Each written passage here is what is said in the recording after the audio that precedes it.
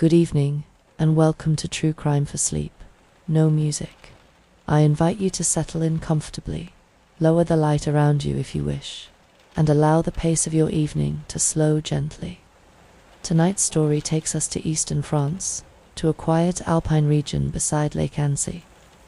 This is a place shaped by water, forest, and narrow mountain roads, where people come to walk, cycle, and spend time away from busy cities. In September of 2012, a serious and deeply unsettling incident occurred beside a small, remote roadside parking area near the village of Chevaline. Several people lost their lives, and 2 young children survived. Despite a long and careful investigation, responsibility for what happened has never been formally established. The case became known internationally, not because of public drama or spectacle, but because of how difficult it proved to understand. From the earliest days of the investigation, French authorities made it clear that the circumstances did not fit easily into any familiar pattern. There was no immediately identified motive. There was no confirmed personal connection between the people who were present at the scene, and there was no simple explanation for why this particular place, at this particular time, became the setting for such a serious crime. What makes this case especially quiet in its character is the setting itself. The road where the incident occurred is not part of a busy route. It leads into forest and ends near walking paths, used mainly by hikers and cyclists. For most visitors, the area feels calm and uneventful. It is the kind of place where people stop briefly, take in the trees and the air, and then continue on their way. The contrast between that peaceful environment and what later unfolded there is one of the reasons this case has remained so difficult for many people to comprehend. Over the years that followed, investigators in France, working closely with colleagues in the United Kingdom, examined forensic evidence, reviewed witness accounts, and carefully traced the known movements of those involved. The work has been extensive and methodical. At the same time, authorities have consistently drawn a clear line between what can be confirmed and what cannot be proven. In this episode, that distinction will always be respected. Only information that has been publicly confirmed by investigators, prosecutors, or court records will be presented as fact. When claims or theories exist that have never been formally supported, they will be described clearly and gently as unproven. This is not a story about shock or suspense. It is a quiet account of a real investigation that continues to resist simple explanation. As you listen, there is no need to focus on every detail. You may simply allow the narration to move slowly and evenly in the same calm rhythm as the landscape where this story began. And for now, we begin by placing ourselves gently in the alpine setting near Lake Annecy, where an ordinary afternoon in early autumn became part of one of France's most enduring and unresolved criminal cases.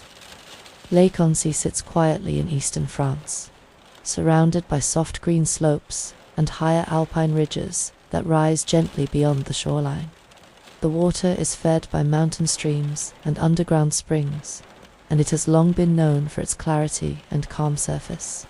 From a distance, the lake appears sheltered by the landscape around it, held in place by forest and stone, rather than by any sense of human design.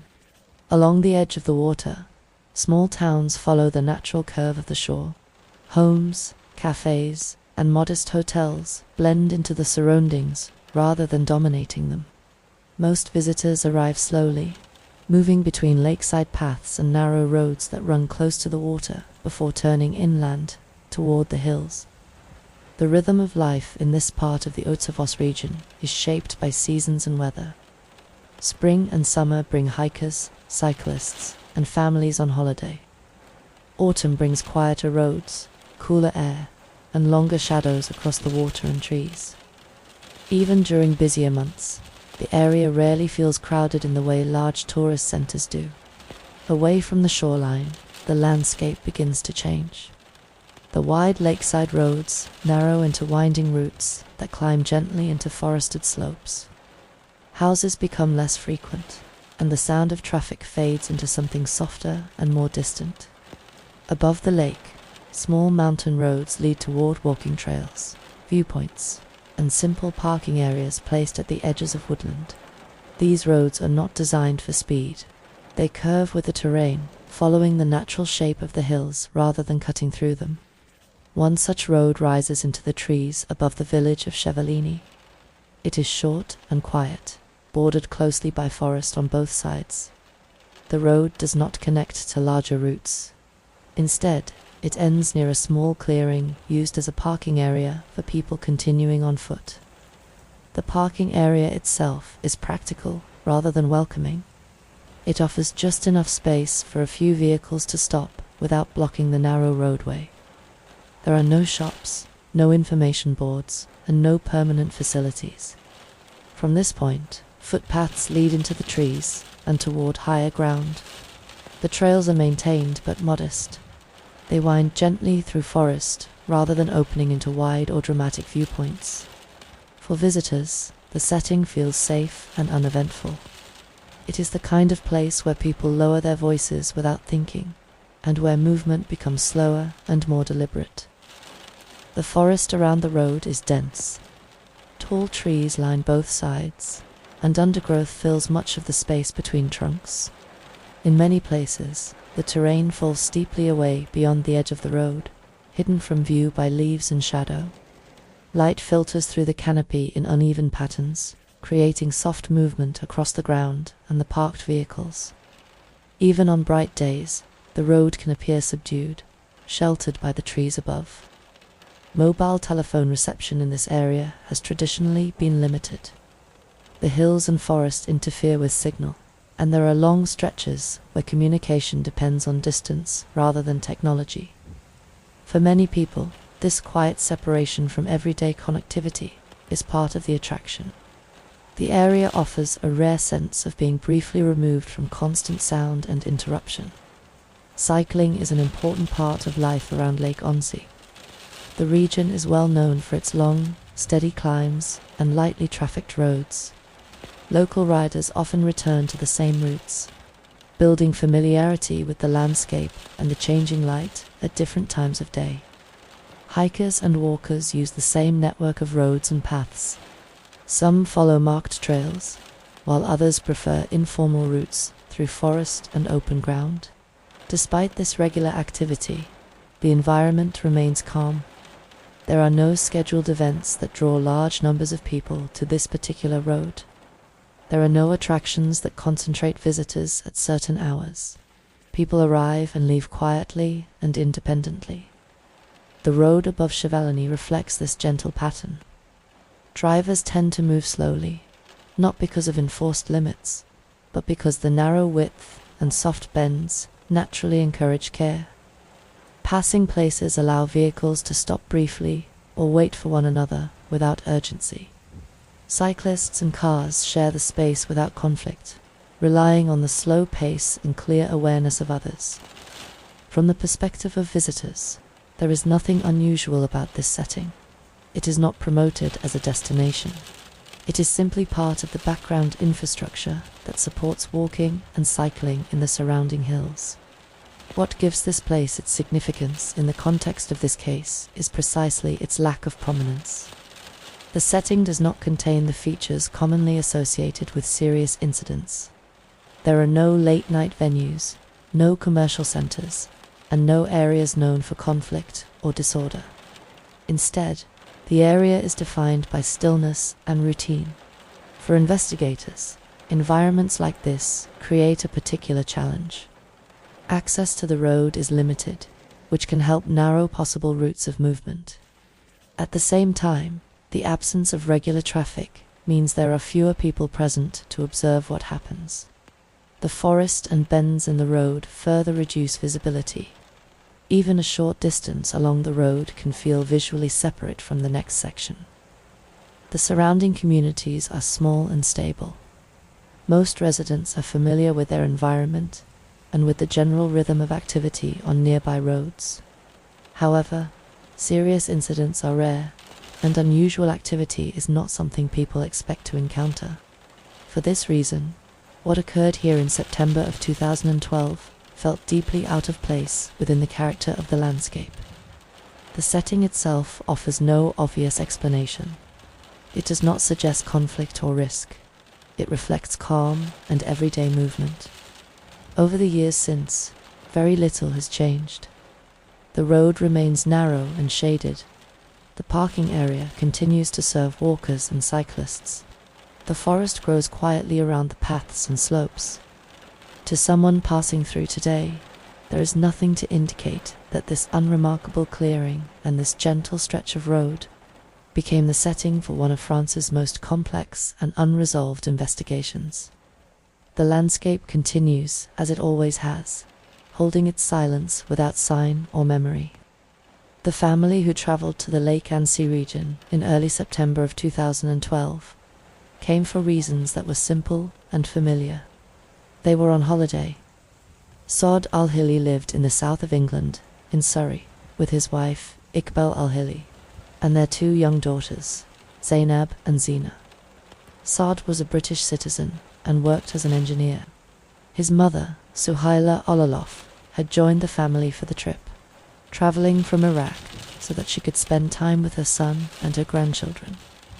These basic details were confirmed by British and French authorities shortly after the investigation began. The family chose the Haute-Savoie region because it is well known for its scenery and for being suitable for quiet family travel. Lake Annecy, in particular, is a popular destination for visitors from the United Kingdom and across Europe who are looking for a slower and more relaxed style of holiday. According to confirmed police statements, the family was staying at a public campsite near the lakeside town of St. Georgios. This is a well-established site used by families, couples, and travelers during the late summer season. They had arrived in the area several days before the incident. The campsite served as their base while they traveled by car to nearby towns, lakeside areas, and mountain roads during the day. Investigators later confirmed that there was nothing unusual about the family's travel arrangements. They were not staying in a private or secluded property. They were not known to be meeting anyone in the region. Their movements were consistent with ordinary tourist activity. Saad Al-Hilli was 49 years old at the time of the visit. Iqbal Al-Hilli was 47. Their daughters were 7 and 4 years old. Suhaila Ololoff was in her 70s. Beyond these basic and verified details, authorities avoided releasing personal information that was not directly relevant to the investigation. From the earliest days of the inquiry, both French and British officials were asked whether the family had any known involvement in disputes, political activity, or international matters. The response from investigators was careful and consistent. Based on the checks carried out at the time, there was no confirmed evidence that the family were connected to any criminal activity or political organizations. This position was repeated publicly to prevent unverified claims from being treated as fact.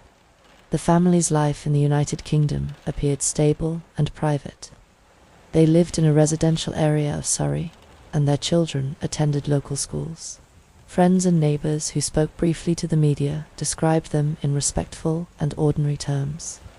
But these comments were not part of the formal investigation and were not treated as evidence.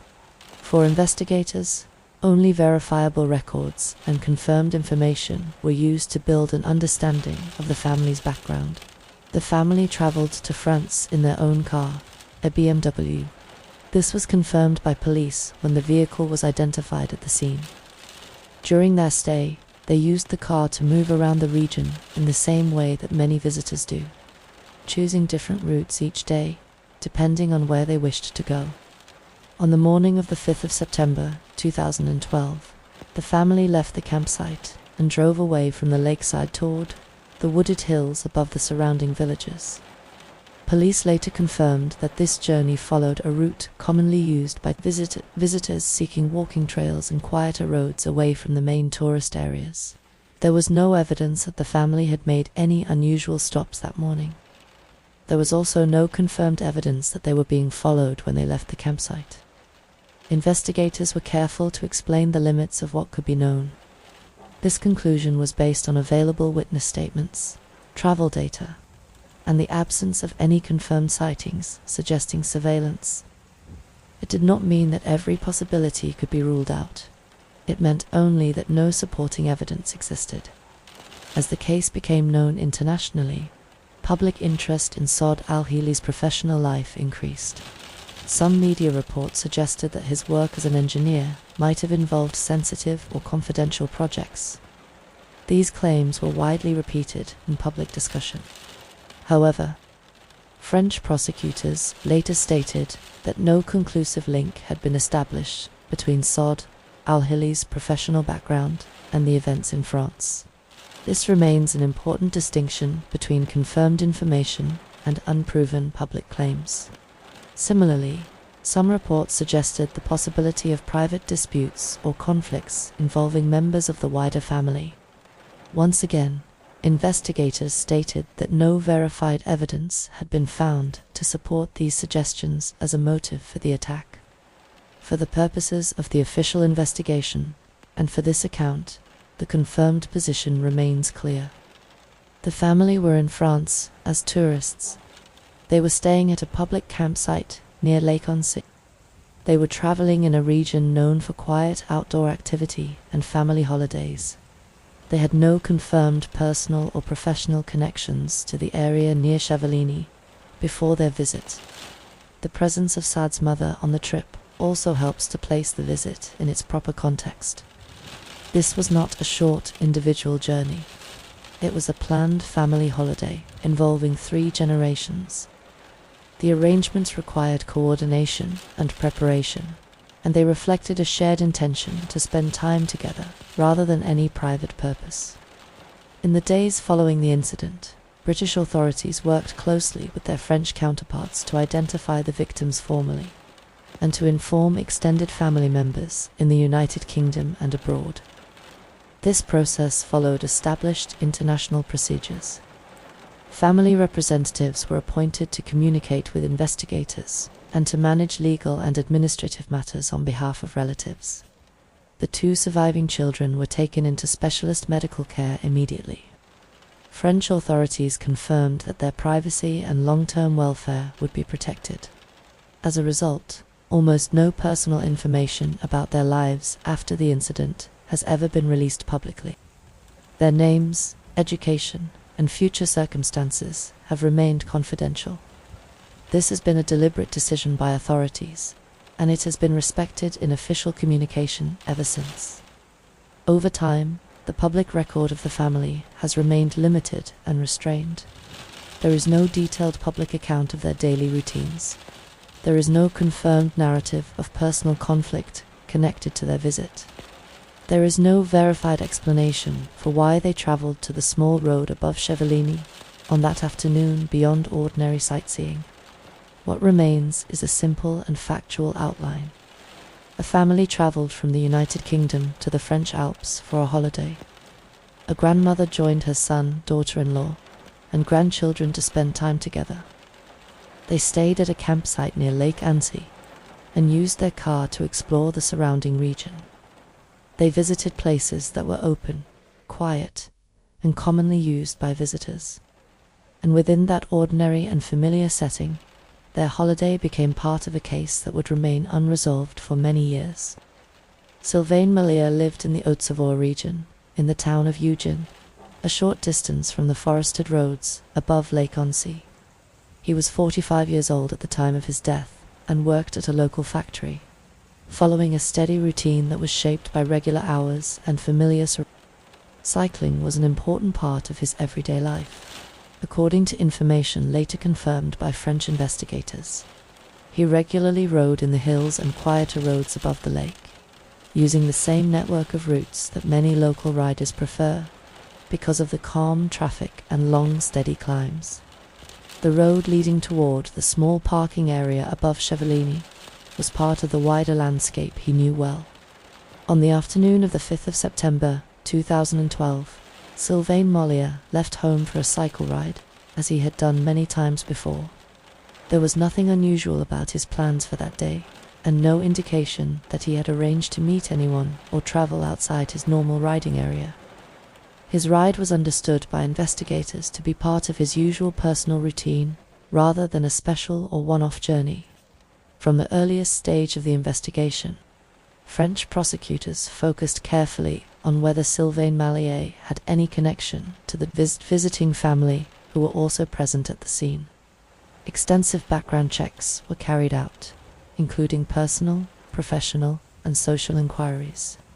No relationship of any kind was identified between Sylvain Mollier and the Al-Hilli family, and no shared contacts were confirmed. This absence of any known link between the cyclist and the family remains one of the most firmly established facts in the case. Investigators stated clearly that they found no evidence of prior contact, no evidence of communication, and no indication that either party was aware of the other before arriving at the small roadside parking area. Because of this, Sylvain Mollier's presence at the scene has consistently been understood as coincidental rather than planned. He was riding along one of his regular routes at a time when a visiting family happened to arrive at the same location. There is no confirmed evidence to suggest that he was targeted because of who he was, or because of any personal circumstances in his life. French authorities also examined Sylvain Mollier's personal and professional background in order to identify any possible disputes or difficulties that might have been relevant to the investigation. According to official statements, no known conflicts, threats, or concerns were identified that could explain why he would have been involved in a violent incident. It is important to separate what has been confirmed from what has occasionally appeared in public discussion. Some reports suggested that Sylvain Mollier may have witnessed something connected to the family, and that this could have made him a secondary victim. Investigators have never confirmed this claim.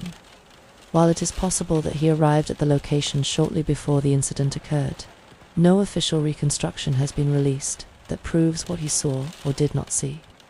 What can be stated with certainty is limited and clear.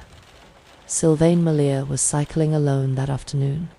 He had no known connection to the family. He had not arranged to meet anyone.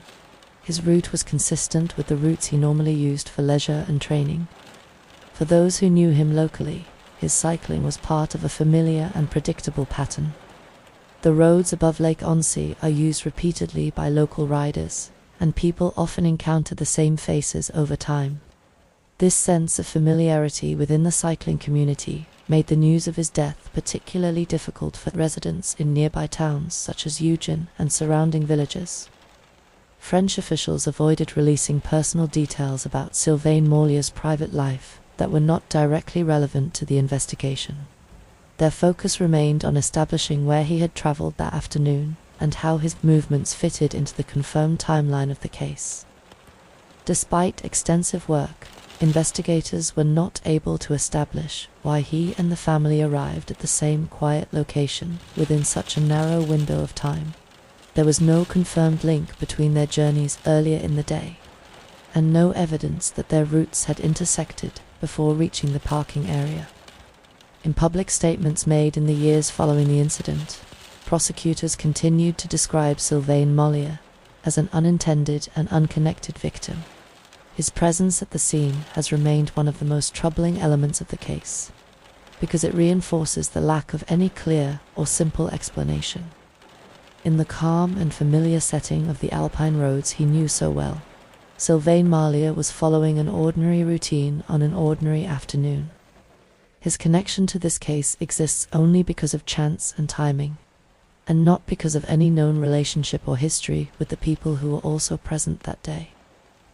The 5th of September 2012 began quietly in the Lake Annecy region, with no indication that the day would become significant for anyone beyond the families and residents moving through their normal routines.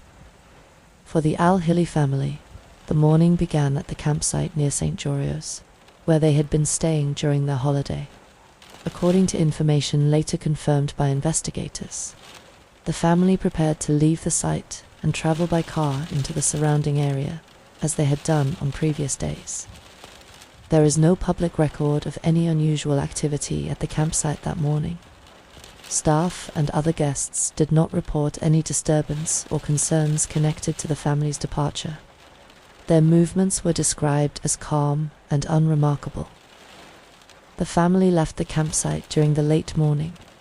Their exact time of departure has not been publicly released in precise detail, but investigators confirmed that they traveled away from the lakeside and toward the quieter roads above the surrounding villages. Their route that day took them into the wooded hills above the lake, using roads that are commonly chosen by visitors looking for walking paths and quieter views. This journey was consistent with ordinary tourist travel in the region. During this time, Sylvain Mollier was also following his usual routine. He left home in Eugene to go cycling along the familiar roads above the lake. Investigators later confirmed that his route brought him into the same general area above Chevaline during the early afternoon. There is no confirmed evidence that either party was aware of the other before arriving near the small parking area. There is also no confirmed indication that their journeys were connected in any way prior to that point. What is known with greater certainty comes from the period shortly before the incident occurred. Investigators reconstructed the approximate timing of movements using witness statements, travel distances, and the limited technical data available from the area. This allowed them to establish a broad and cautious timeline rather than an exact minute-by-minute sequence. By the early afternoon, the Al-Hilli family's vehicle was traveling along the small forest road that leads toward the parking area above Chevaline. This road ends near walking trails and does not connect to other major routes. Around the same period, Sylvain Mollier was cycling along the same road. Authorities have not publicly confirmed which of the two arrived first at the parking area. They have also not confirmed how long either party may have been present before the incident took place. This uncertainty remains one of the unresolved elements of the case. What has been confirmed is that the incident occurred shortly after 3 o'clock in the afternoon. This time is based on the emergency call that was made by a passing cyclist who came across the scene and alerted the authorities. Investigators believe that the incident itself occurred only a short time before the call was placed. The road was quiet at that hour. There were no known organized events, and traffic in the area was light. Several drivers and cyclists later came forward to confirm that they had used the same road earlier that afternoon. Their accounts helped investigators narrow the possible window of time during which the incident took place. However, none of these witnesses were able to confirm seeing the moment of the attack itself. Some witnesses reported seeing vehicles stopped briefly along the road. Others recalled passing cyclists. None were able to provide a description that could directly identify a suspect or a specific sequence of actions. This absence of direct observation significantly limited what could be established about the exact order of events. Investigators also examined whether the family had made any known stops between leaving the campsite and reaching the road above Chevaline. No confirmed intermediate stops were identified through witness accounts or available records. Similarly, there is no confirmed public information that Sylvain Mollier stopped to meet anyone during his ride. The period between late morning and early afternoon therefore remains only partially visible through available evidence. French prosecutors repeatedly described this part of the timeline as one of the most difficult to reconstruct with certainty. The setting itself made this task more complex. The forested road offers limited visibility, and the small number of people present in the area meant that the number of potential witnesses was extremely small. Investigators also considered whether technical data, such as mobile telephone activity, could assist in clarifying movements. The limited signal coverage in the area, however, restricted what could be reliably obtained. As a result, much of the confirmed timeline relies on approximate travel times, distances, and the sequence of sightings reported by those who passed through the area before and after the incident. What remains clear is that, until the early afternoon, The day had unfolded in an ordinary and peaceful way for both the visiting family and the local cyclist. There were no confirmed reports of conflict, unusual behavior, or visible distress involving any of the people later connected to the scene. The journey into the hills above the lake followed routes commonly used by visitors and local residents. There was no confirmed indication that anyone involved believed themselves to be in danger. The final confirmed point in the timeline before the discovery of the scene is defined by silence rather than action. There are no known recordings, photographs, or direct observations from the immediate moments leading up to the incident. This gap has remained one of the most difficult aspects of the case for investigators. It is also one of the reasons the events of that afternoon continue to resist precise reconstruction. The 5th of September 2012 did not begin as a day marked by risk or tension. It was shaped instead by routine, travel, and quiet movement through a familiar landscape. Only later, when the emergency call was placed and the remote road was closed by police, did the ordinary rhythm of that afternoon break. And within the long and careful investigation that followed, the simple question of how the day unfolded in its final moments has remained unanswered. The discovery of what had happened above Chevaline came quietly and by chance. In the early afternoon, a cyclist was traveling along the same narrow forest road that leads toward the small parking area at the edge of the trees. This was not a resident of the area, and there was no connection between this person and anyone involved in the incident. The cyclist later told investigators that the road was calm and empty, as it often was at that time of day. As the cyclist approached the parking area, a vehicle could be seen stopped near the end of the road. The position of the car appeared unusual, and there were signs that something was seriously wrong. The cyclist slowed and stopped, approaching carefully, before realizing that there were people inside and near the vehicle who were unresponsive. The cyclist immediately left the area and contacted the emergency services. French authorities later confirmed that the emergency call was placed shortly after 3 in the afternoon. The call was treated as urgent, and local emergency responders were dispatched without delay. When first responders arrived at the scene, they found a small and isolated parking area bordered closely by trees and undergrowth. A BMW vehicle was stopped near the end of the road. Nearby, a bicycle belonging to Sylvain Mollier was also present. The scene was immediately secured, and access to the road was restricted. Emergency teams quickly realized that several people had died at the location. At the same time, responders discovered that a young child was still alive. The child was injured but conscious and was treated at the scene before being taken to hospital. For several hours, it was believed that only one child had survived. Later that evening, after the area had been carefully re-examined, a second child was found alive inside the family vehicle. French officials confirmed that the child had remained hidden and had not been visible during the initial searches of the car. This discovery added another layer of shock and urgency to an already distressing situation. Authorities have never released precise details about how the second child remained unnoticed during the early stages of the response. What has been confirmed is that the child was alive and was quickly transferred into medical care once discovered. From that point onward, both children were placed under specialist protection and treatment. The remote nature of the location made the early response more complex. The narrow road allowed only limited access for emergency vehicles, and the surrounding forest restricted visibility and movement. Despite these difficulties, police, medical teams, and forensic specialists arrived rapidly and began establishing a controlled perimeter around the scene. From the earliest moments, French investigators treated the site as a highly sensitive crime scene.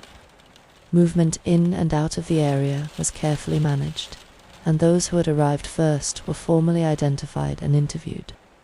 The cyclist who raised the alarm provided an initial account, which became an important reference point for the earliest confirmed timeline. News of the incident reached local authorities and national officials very quickly. Within a short time, senior investigators from the French gendarmerie were informed and arrangements were made to involve specialist units. Because the victims included foreign nationals, communication with British authorities also began that same day. Throughout the initial response, officials were careful to release only limited information to the public. They confirmed that multiple people had died, that 2 children had survived, and that a major investigation was underway. No names were released at that stage, and no explanation was offered regarding what may have happened. The small parking area above Chevaline, normally used quietly by walkers and cyclists, became closed off and guarded. The road leading into the forest was blocked, and access was restricted to authorized personnel only. For residents of nearby villages, and for people who regularly used the route, the sudden presence of emergency vehicles and police barriers was deeply unsettling. What had been discovered there was not something the setting itself could explain. The location offered no obvious clues about motive or circumstance. It remained, as it had always been, a quiet stopping place at the edge of a forest, now carrying the weight of an investigation that would continue for many years. By the end of that afternoon, the remote road above Chevaline had become the center of one of France's most complex criminal inquiries. And yet, at the moment of discovery, all that could truly be known was simple and limited. Several lives had been lost, 2 children had survived, and the calm of an ordinary alpine afternoon had been broken in a place where almost no one expected anything at all to happen.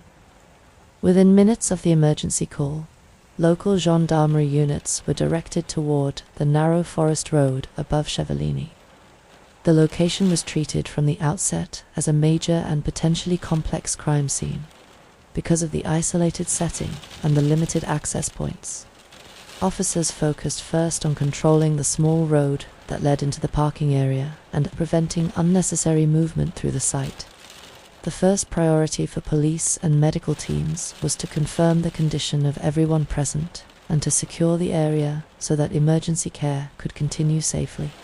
Once it was established that several people had died and that 2 children required urgent medical attention, the scene was formally placed under judicial control, allowing investigators to begin a structured forensic process. The parking area and the short stretch of road leading into it were quickly divided into controlled zones. Entry was restricted to essential personnel only. Officers recorded the identities and arrival times of all responders, including police, medical staff, and support teams. This was done to ensure that later forensic analysis could clearly distinguish between evidence already present and any traces introduced during the emergency response. Because the site was open to the surrounding forest, investigators were particularly concerned about preserving fragile physical evidence.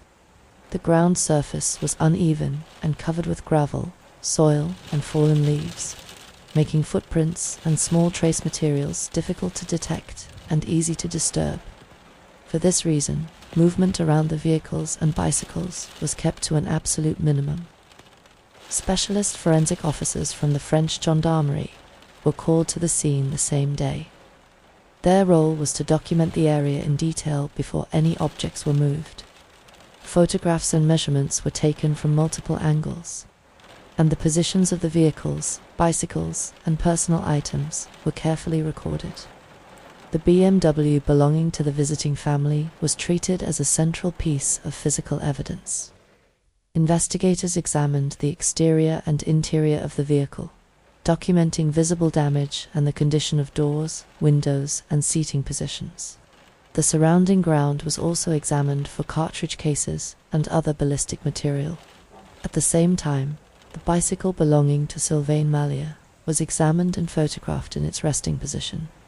Officers documented its location in relation to the vehicle and to the edge of the road. This information later became important in reconstructing the general layout of the scene, because the incident had occurred outdoors. Investigators extended the controlled perimeter beyond the parking area itself.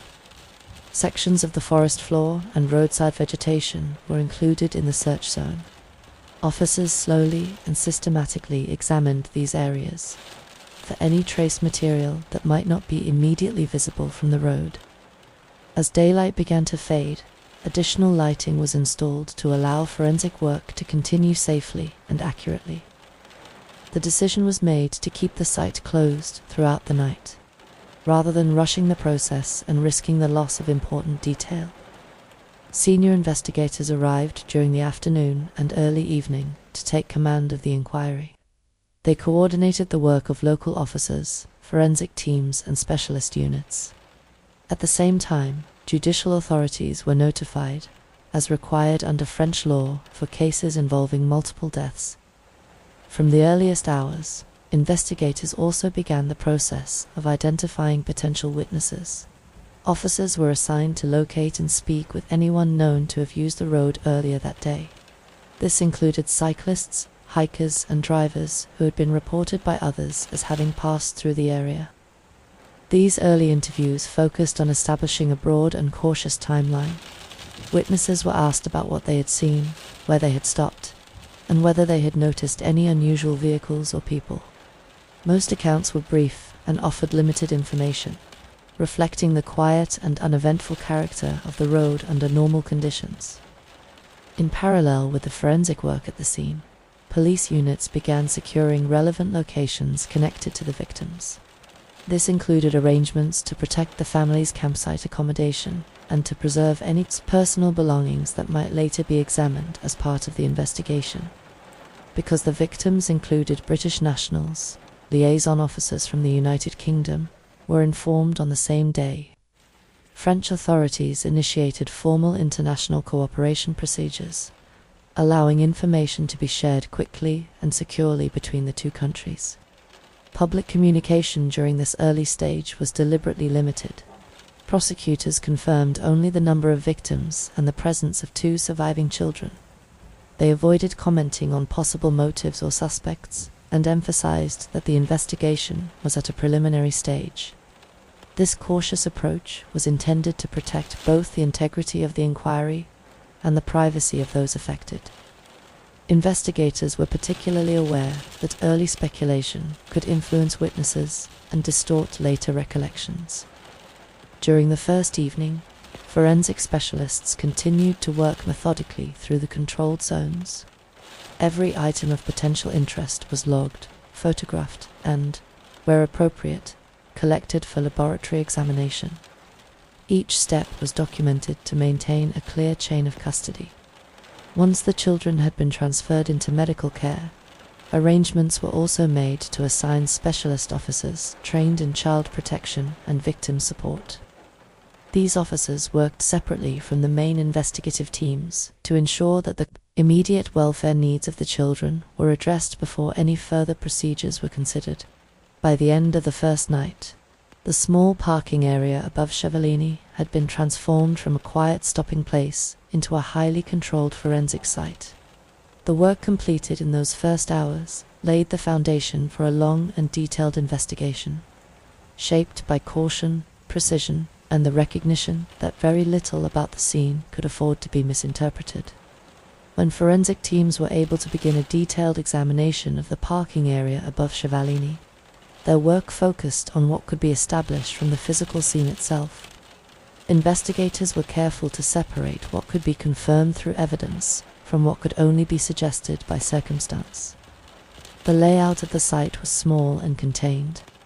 The narrow road ended at a simple turning and parking area bordered by forest and low vegetation.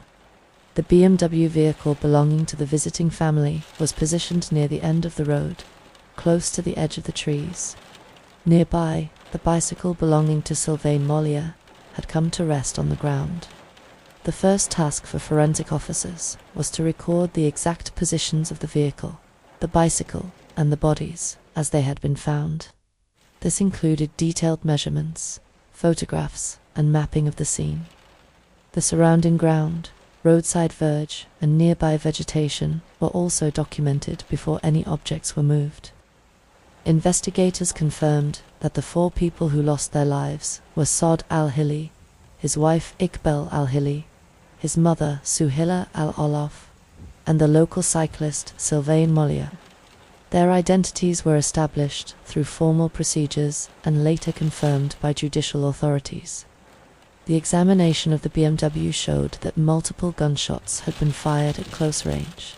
Damage to the vehicle and to its windows indicated that shots were fired both into and around the car. Investigators documented the direction of impact and the pattern of damage in order to understand how the incident had unfolded. Ballistic specialists recovered a number of cartridge cases from the scene. These were carefully collected and later examined in laboratory conditions. French authorities confirmed that the weapon used was a semi-automatic pistol. Further testing allowed investigators to identify the caliber of the ammunition. It was confirmed to be 7.65 mm, sometimes described as .302 caliber. This type of ammunition is not commonly associated with modern service weapons, but is compatible with certain older pistols. This information was officially confirmed by French prosecutors during the early stages of the investigation. Ballistics analysis also indicated that the same weapon was used to shoot all 4 victims. This conclusion was based on matching characteristics found on the recovered cartridge cases. No weapon was recovered at the scene. Despite extensive searches of the surrounding forest and roadside areas, investigators were unable to locate the firearm used. This absence of the weapon became one of the most significant limitations of the physical evidence. The condition and placement of the cartridge cases suggested that the shooter had been standing in more than one position during the incident. However, investigators have not released a precise reconstruction of the shooter's movements. This restraint reflected the limits of what could be reliably determined from the evidence alone. The bicycle belonging to Sylvain Mollier was examined in detail. No mechanical faults or damage were identified that would explain why it was stopped at that point. Its position in relation to the car and the road edge was documented as part of the wider scene layout. Investigators also examined the clothing worn by all 4 victims. This was done to identify entry points of the bullets and to confirm the trajectory of the shots. These examinations formed part of the broader forensic analysis and were used alongside vehicle damage to build a general understanding of the incident. The BMW itself became a major focus of laboratory work. It was transported under controlled conditions for further examination. Inside the vehicle, investigators looked for fingerprints, biological traces, and any personal items that might assist in reconstructing the sequence of events. It is important to note that French authorities have never publicly released a detailed minute-by-minute reconstruction of how the shooting unfolded. They have consistently avoided presenting speculative scenarios where the evidence does not allow certainty. Some elements of the physical evidence were later discussed in court-related proceedings and official statements, but much of the forensic detail remains protected under judicial confidentiality. This approach is standard in serious criminal investigations in France, particularly when a case remains open. One of the confirmed findings was that the attack had been brief. Investigators stated that the number of shots fired and the pattern of evidence suggested a short and intense incident rather than a prolonged confrontation. Beyond this, officials have avoided describing the precise sequence of actions. The positions in which the victims were found were used by forensic specialists to infer general movement within the scene. However, prosecutors have been clear that these inferences cannot establish motive or intent. They only help to clarify where individuals were located at certain moments. The surrounding forest floor and roadside vegetation were also examined for footprints, tire marks, and trace materials. Because the ground was uneven and covered with natural debris, the quality of such traces was limited. Some marks were documented, but none were confirmed publicly as belonging to a suspect. Investigators also examined the area for signs of struggle or disturbance beyond what could be attributed to the shooting itself. No confirmed evidence of a prolonged physical confrontation was identified. This reinforced the assessment that the incident happened quickly. Another key element of the physical evidence concerned the surviving children.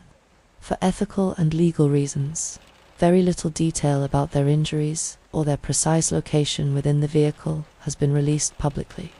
Authorities have consistently stated that protecting their privacy remains a priority.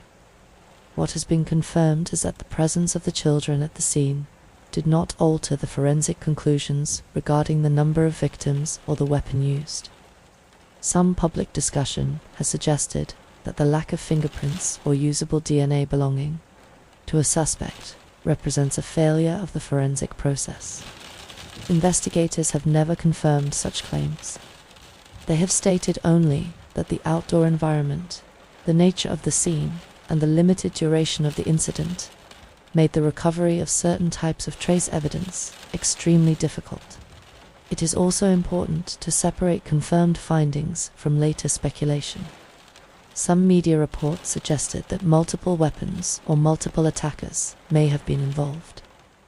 French prosecutors have stated clearly that ballistic analysis supported the conclusion that a single firearm was used. They have not confirmed the involvement of more than one shooter. Whether more than one person was present at the scene remains a matter that has never been publicly confirmed either way. This distinction is important. The physical evidence supports the use of one weapon. It does not, on its own, establish how many people may have been involved in the wider circumstances surrounding the incident.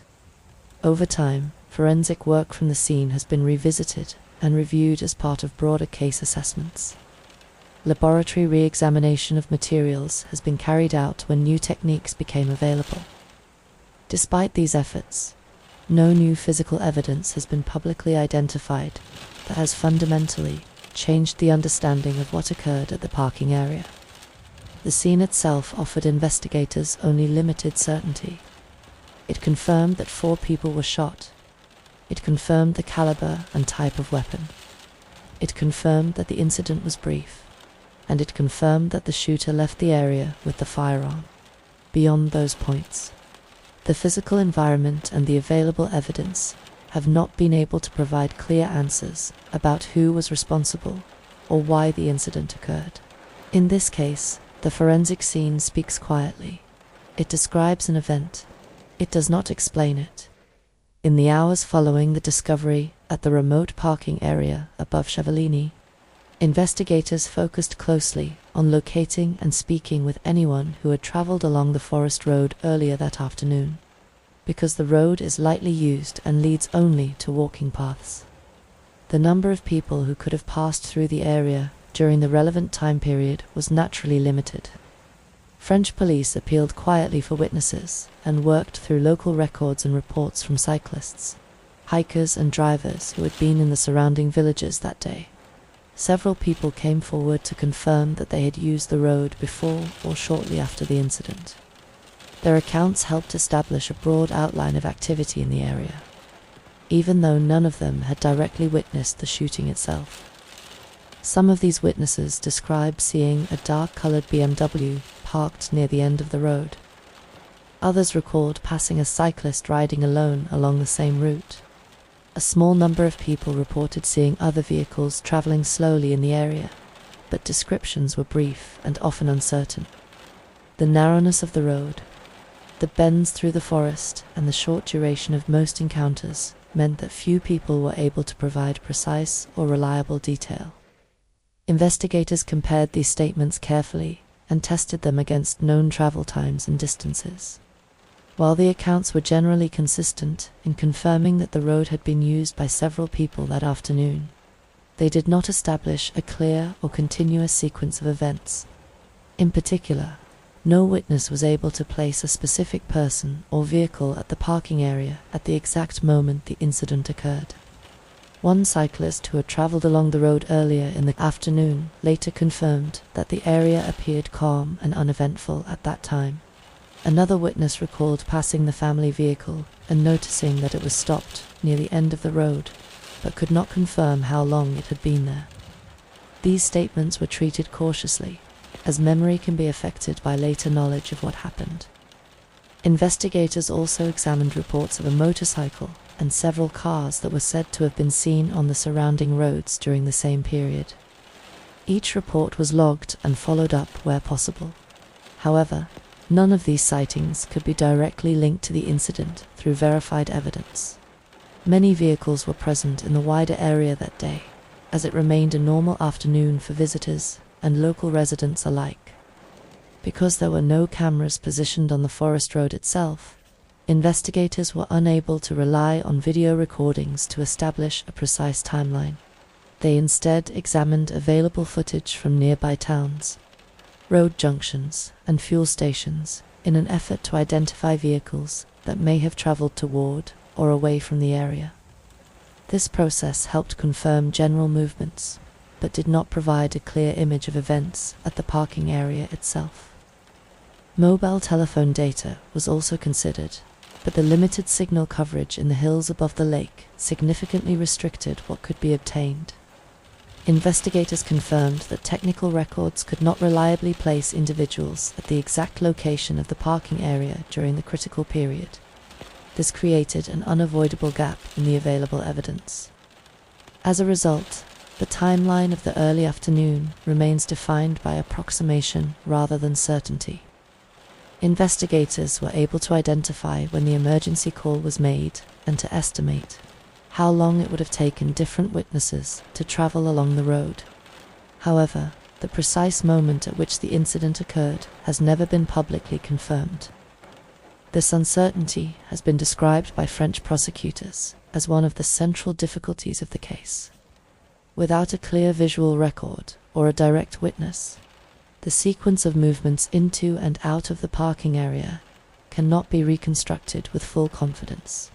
The quietness of the location, which normally offers safety and privacy, became a serious obstacle for investigative work.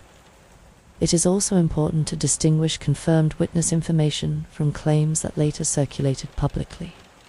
Some media reports suggested that specific vehicles or individuals had been identified as highly suspicious. Investigators have never publicly confirmed these claims. Where vehicles were traced and owners identified, no evidence was released indicating a direct connection to the incident. Over time, the early witness statements were reviewed repeatedly as new information became available. Officers returned to original accounts to check for consistency and to clarify small details that might have been overlooked in the first days. Despite this continued effort, no statement has emerged that clearly resolves the timeline gaps. The difficulty of this stage of the investigation lies not in conflicting stories, but in the absence of clear ones. Most witnesses could only describe ordinary travel along a quiet road. They remembered trees, bends in the road, and brief encounters with other road users, rather than events that stood out as unusual. In this case, the early witness record confirms something very simple and very challenging. Several people passed through the area. None of them saw what happened. And between those ordinary movements along a forest road, the central moments of the incident remain unseen. From the first evening of the investigation, it was clear to French authorities that the case would require close cooperation beyond national borders. 3 of the victims were British citizens, and their identities and personal histories were rooted in the United Kingdom. As a result, formal contact between French investigators and British police services was established on the same day the incident was discovered. Liaison officers from the United Kingdom were assigned to work directly with the French gendarmerie and judicial authorities. Their role was not to conduct an independent inquiry, but to support the French investigation by assisting with background checks, records, and communication with British institutions. This structure followed established international procedures used in serious cross-border criminal cases. One of the first priorities for the British side was to assist with the formal identification of the victims and the notification of family members in the United Kingdom. This process was carried out through official channels and under strict confidentiality. Both countries emphasized the importance of protecting the privacy of relatives, and especially the 2 surviving children. At the same time, British officers began reviewing records connected to Saad Al-Hilli and his family. This included confirmation of residence, employment, and travel history. Any information that could be relevant to the French inquiry was shared through secure and judicially authorized channels. French investigators retained full control of the investigation. All decisions relating to evidence collection, witness interviews, and forensic analysis remained under the authority of the French judicial system. The involvement of British authorities was advisory and supportive rather than operational. This distinction was important. The case was being investigated as a French criminal matter because the incident took place on French territory. International cooperation existed to assist with access to information and to reduce administrative delays, not to divide responsibility. Communication between agencies took place through designated contact points. This allowed sensitive information to be exchanged efficiently while maintaining legal safeguards in both countries. In complex cases, such structure is essential to prevent duplication of work and to ensure that evidence is handled in a consistent and admissible manner. British authorities also assisted with inquiries related to the family's life in the United Kingdom. Investigators examined whether there were any known disputes, legal matters, or security concerns that might be relevant to the French inquiry. French prosecutors later confirmed that no verified information emerged that could directly explain the events in France. It is important to distinguish this confirmed position from public speculation. Some media reports suggested that British intelligence or security services were involved in the investigation. French and British authorities have never publicly confirmed any such involvement. The cooperation that has been acknowledged relates to standard police and judicial collaboration only. Another area of cooperation involved technical and forensic support. Where appropriate, information about forensic methods and laboratory procedures was shared to ensure compatibility between systems. However, forensic examinations of physical evidence remained under the control of French laboratories. The two countries also worked together to manage public communication. Press statements were coordinated to avoid contradictory information and to protect the integrity of the investigation. This was particularly important in the early weeks, when public interest was high and incomplete information could easily be misinterpreted. Over time, as the investigation continued, international cooperation became less visible but remained active. Requests for assistance, verification of records and legal authorizations continued quietly through judicial channels whenever new lines of inquiry required information from outside France. The structure of cooperation also extended beyond the United Kingdom.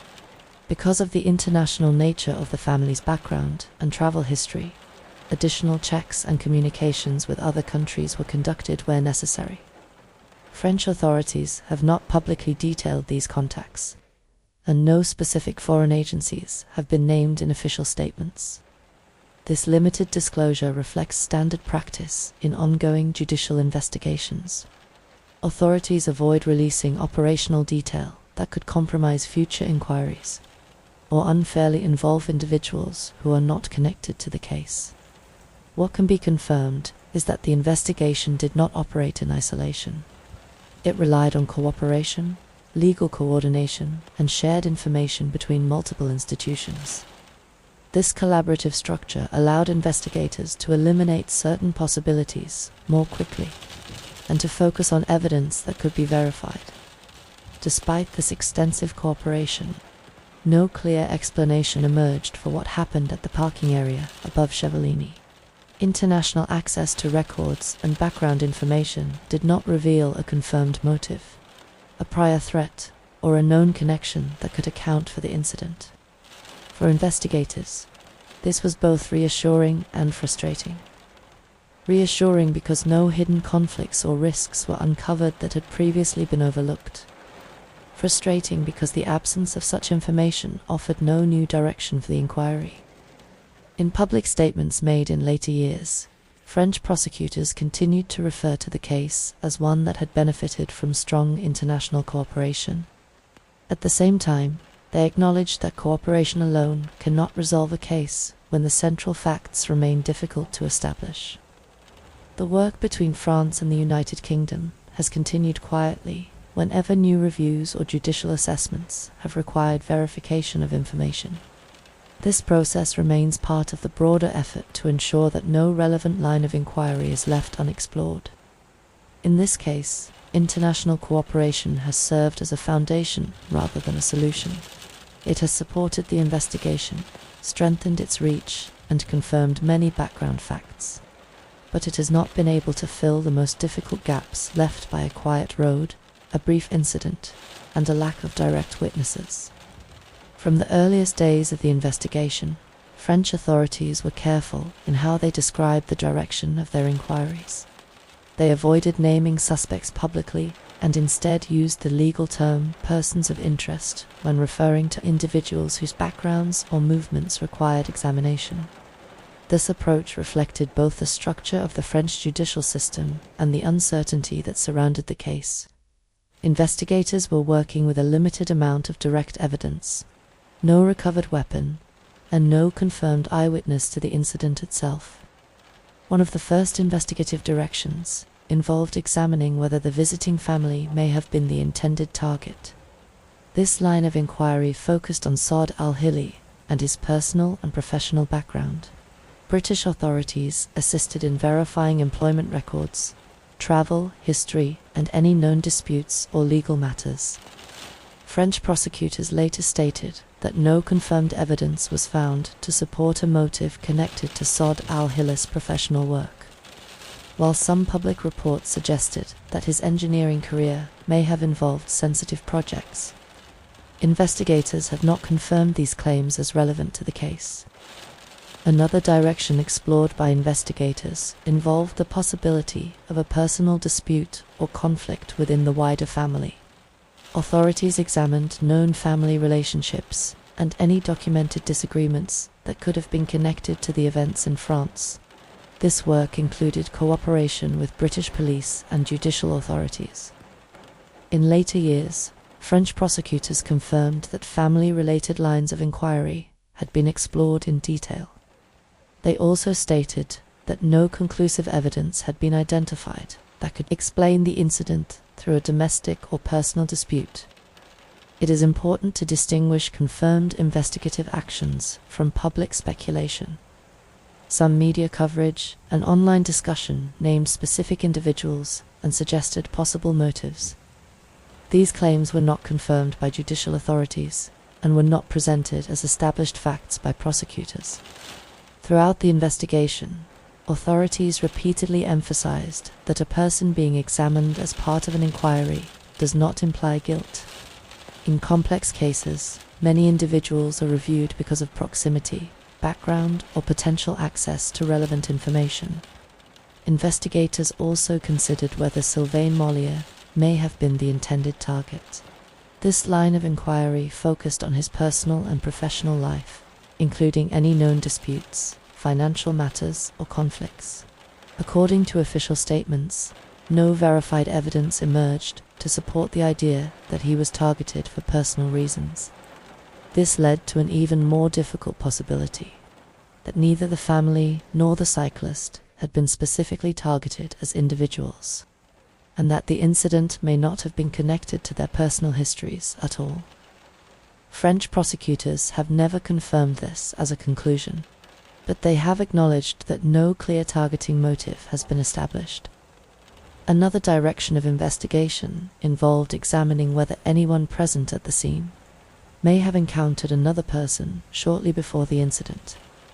This included reviewing early witness accounts, vehicle sightings, and movements on nearby roads.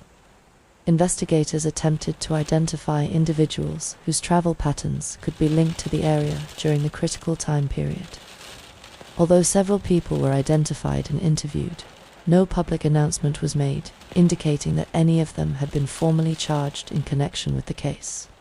Over time, French authorities also reviewed information relating to individuals who were known to have experience with firearms or who lived within traveling distance of the area. This was a standard investigative step and did not imply a presumption of involvement. Prosecutors have been clear that this work was conducted carefully and within legal safeguards.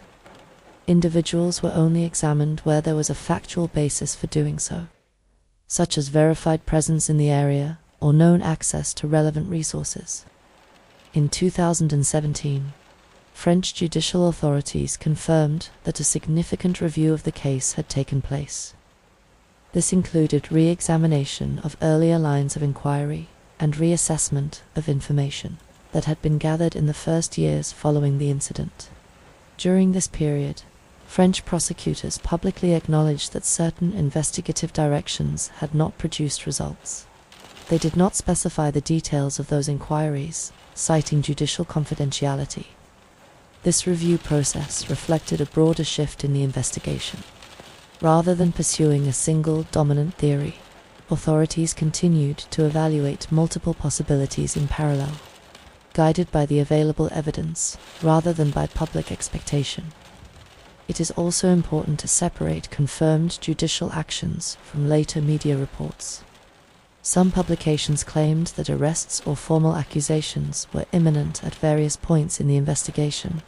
French authorities did not confirm these claims.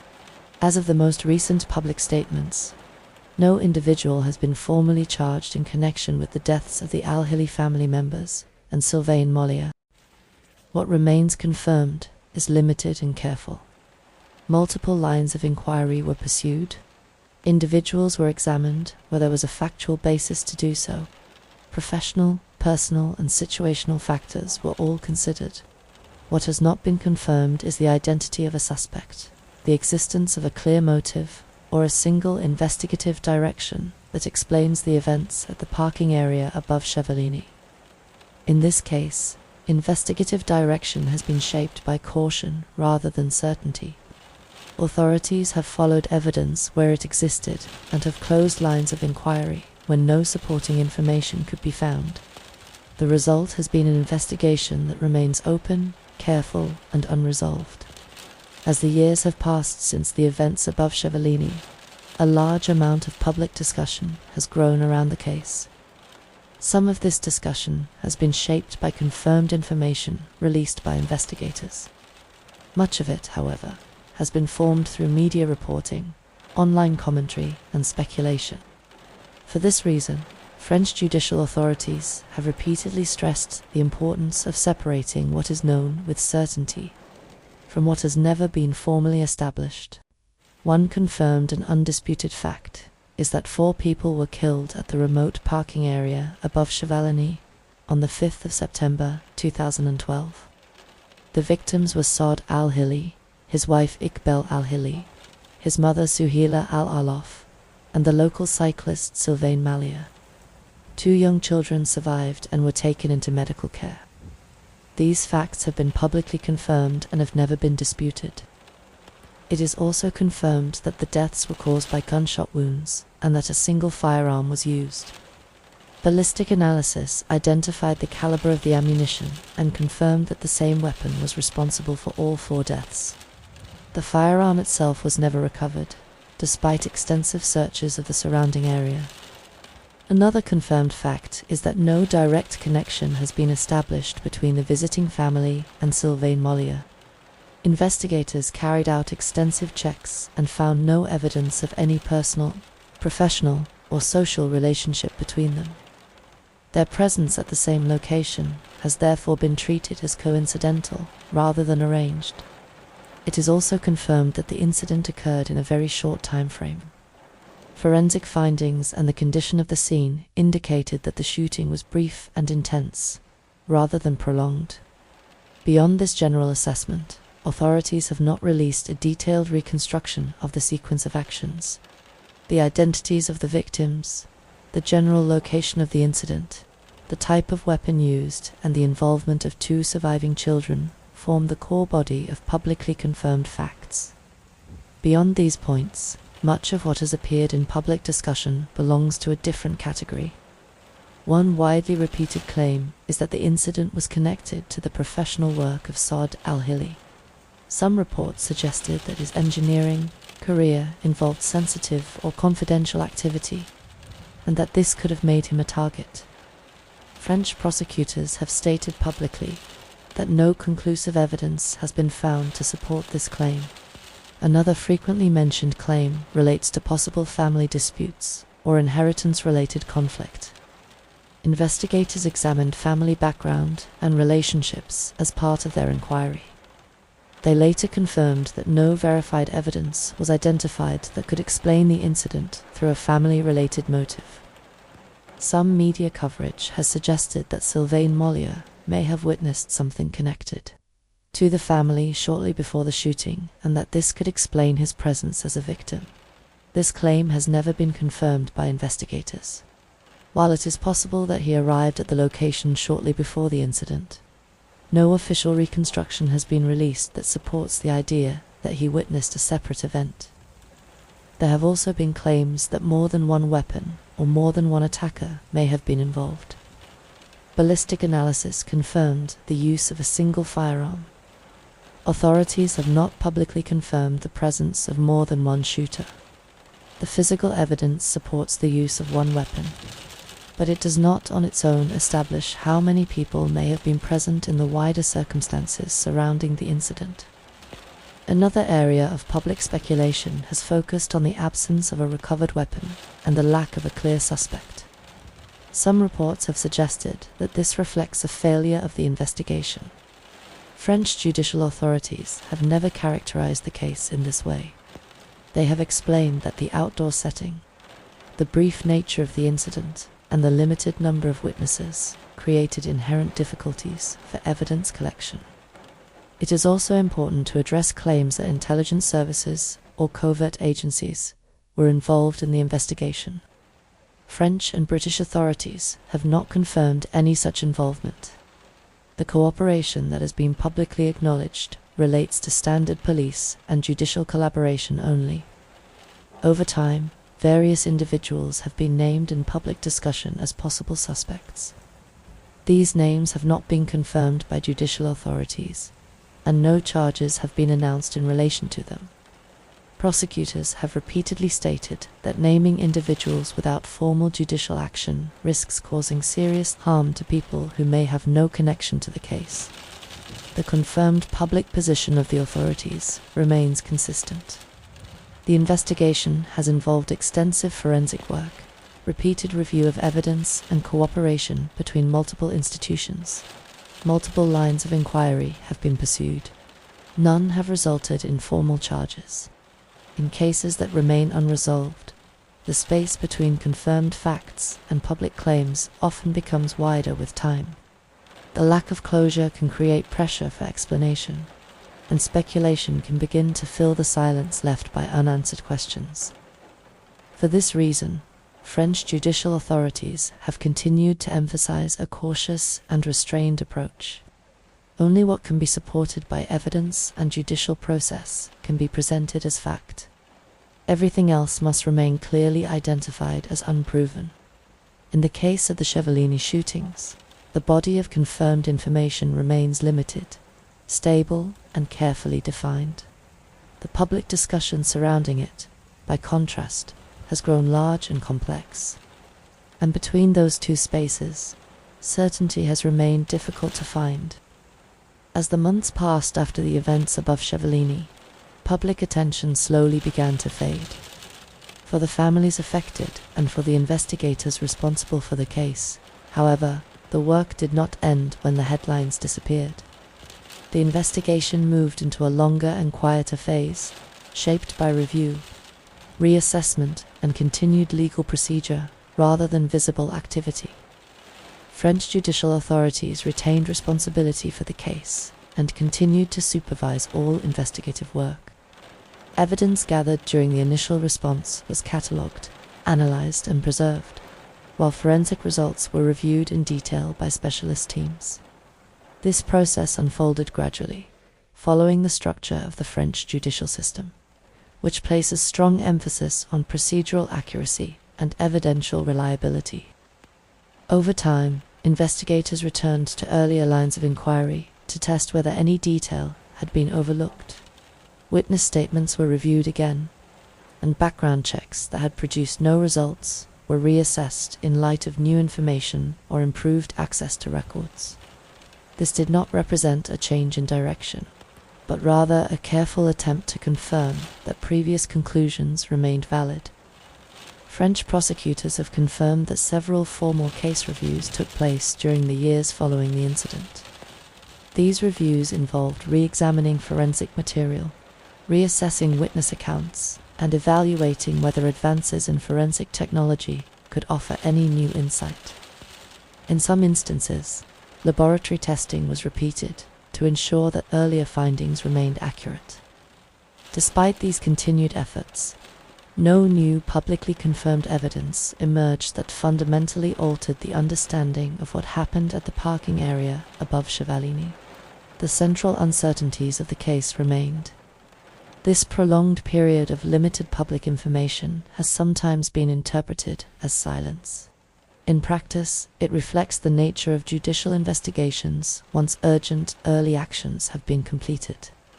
Much of the work takes place away from public view, through legal requests, technical analysis, and structured internal review. Authorities have also been careful in their public communication. Statements released in later years have remained brief and restrained. Prosecutors have avoided discussing specific investigative directions or individuals, citing judicial confidentiality and the need to protect the integrity of any future proceedings. International cooperation has continued quietly during this period. Requests for assistance and verification of information have been made when new reviews required access to records held outside France. These exchanges have followed formal legal procedures and have not been accompanied by public announcements. For the families affected, the passing of time has not provided closure. While the investigation remains open, uncertainty continues to shape their experience of what occurred. French authorities have acknowledged this reality in public statements, emphasizing that unresolved cases carry a lasting emotional impact. From an institutional perspective, the persistence of the case reflects a commitment to continued review rather than abandonment. Even when active investigative leads become limited, the case remains formally open within the judicial system. Evidence is preserved, and opportunities for reassessment remain in place. In later years, French prosecutors confirmed that the case had not been closed and that investigative efforts could be resumed or expanded if new information became available. This position has remained consistent in public communication. The story of this investigation over time is therefore not one of conclusion, but of continuity. It is shaped by repeated verification, careful record-keeping, and an awareness that new information can emerge long after an event has taken place. In the quiet years that followed the incident, the remote road above Chevaline returned to its familiar rhythm. Walkers and cyclists continued to use the surrounding paths. The forest reclaimed its usual stillness. The case itself, however, remains present within the institutions responsible for it. Held in files, preserved evidence, and ongoing legal responsibility, it continues quietly, defined not by resolution, but by persistence. As night settles over the hills above Lake Annecy, the forest returns to the same quiet rhythm it has always known.